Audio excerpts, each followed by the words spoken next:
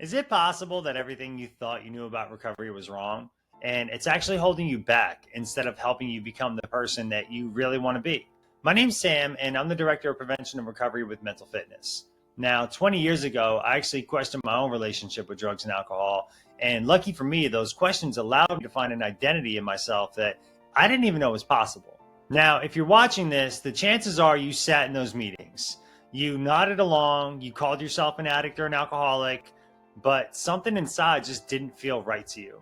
Or maybe you knew that you needed to do something for your recovery, but you didn't want to try out those meetings in the first place. I get it. I spent over a decade sitting in those meetings thinking that that was the only way, that I was always going to be in recovery and never fully be recovered. But what I discovered was that those labels, the ones that were intended to help me, were actually keeping me filled with guilt and shame, on the constant lookout for the disease that I was told was in the parking lot doing push-ups, just waiting for me to slip up. And they were causing a lot more harm than good. Now, most recovery models are going to teach you that you're powerless and that you also have a lifelong disease.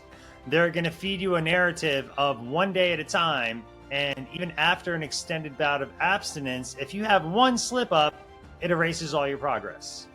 That's because with most models, recovery stops at abstinence. They don't really teach you how to master your emotions, communicate effectively, remove toxic thoughts, or even reframe stress.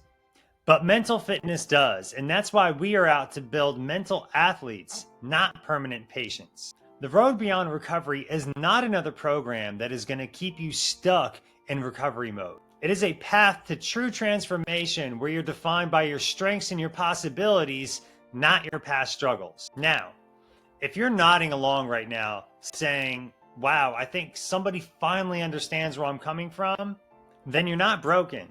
You're ready. Ready to move beyond the labels, beyond the meetings, and beyond just counting days sober. And your journey is going to begin with one simple question. What if there really is a better way?